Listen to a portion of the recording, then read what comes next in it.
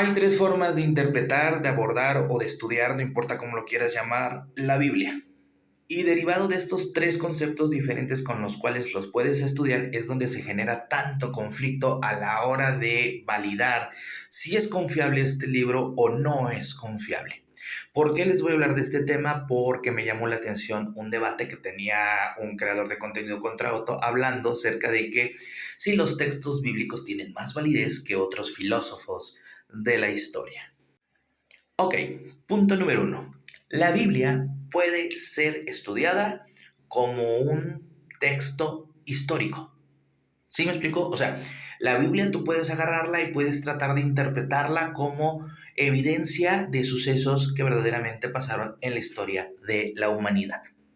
Y aquí es donde la Biblia entra en debate, o sea, donde hay conflicto, ¿sí? De alguna manera, porque para poder tomarlo como un texto histórico tienes que de alguna manera demostrarlo, evidenciarlo, tener pruebas de que los sucesos narrados en este libro verdaderamente existieron.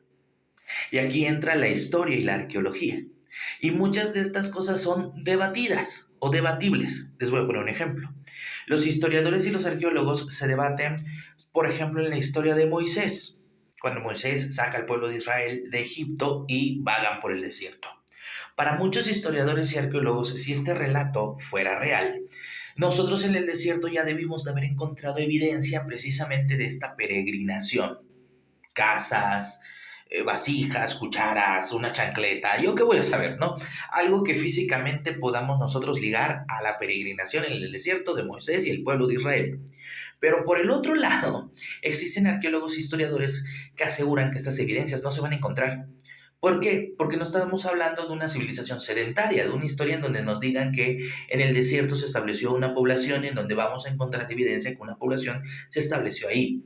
Se narra la historia de un pueblo que caminaba y caminaba y caminaba y que por ende tenía que hacer, no sé, no vas a hacer una casa de barro, vas a hacer una pequeña lona a manera de techo, nada más, ¿no? Y si algún accesorio, por ejemplo, se les cayera o se les quedara, seguramente estuviese enterrado en metros y metros y metros y metros de arena. ¿De acuerdo? En este sentido, lo que te quiero decir es que si tú estudias la Biblia como un libro histórico, tienes que demostrarlo, tienes que sustentarlo con evidencias y algunos debaten que esas evidencias puedan existir o no.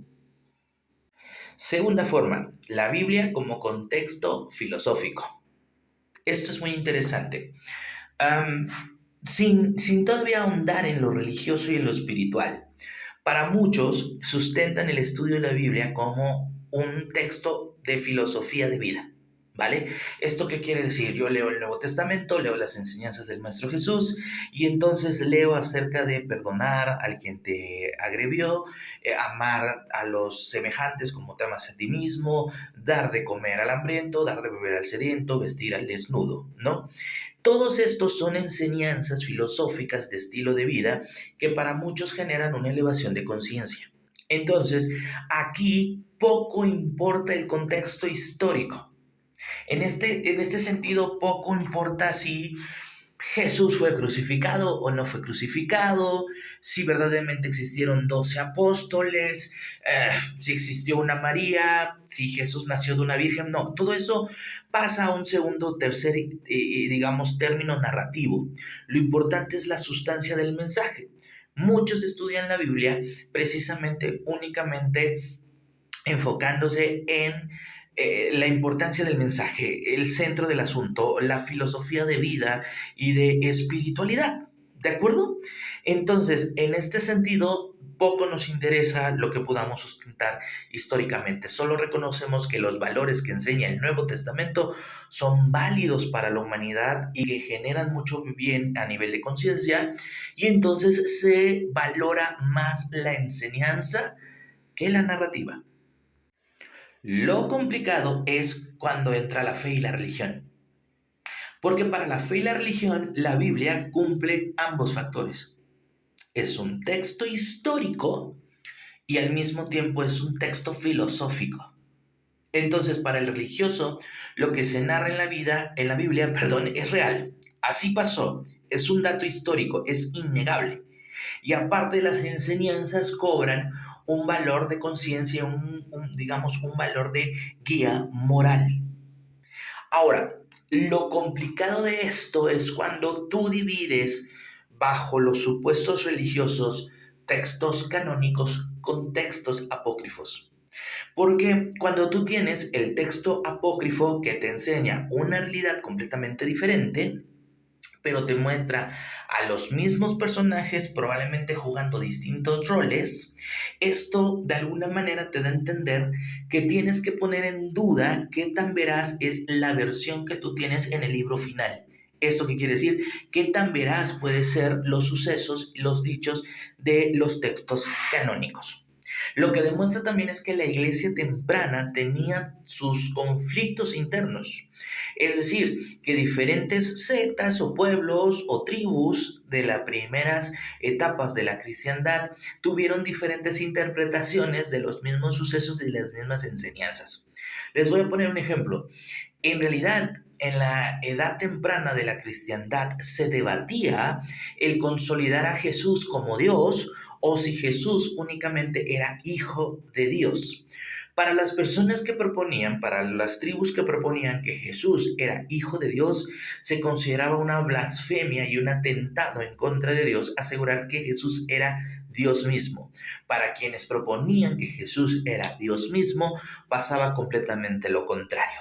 Incluso lo que tenían que hacer era que se reunían y debatían y cada quien daba sus argumentos de por qué esta idea debía de ser la que se preservara como algo canónico, como algo cierto.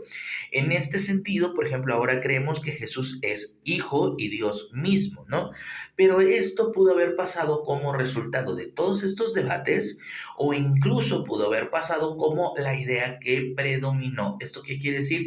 Que fue la idea que convenció a más personas y con el tiempo se canonizó.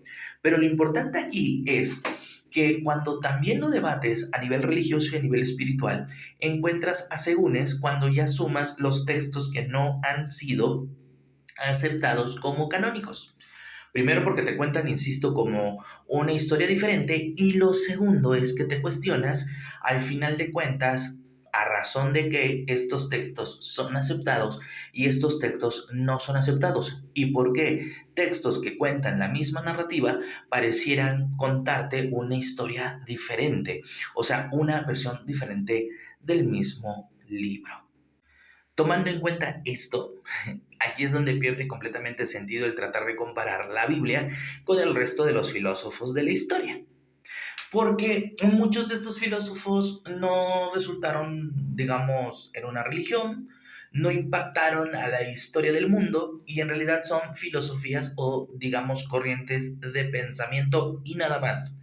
No tienes que sustentar en estos filósofos, digamos, un hecho veraz, o sea, no tienes que comprobar un suceso que supuestamente fomenta la creencia de una deidad o de una participación superior.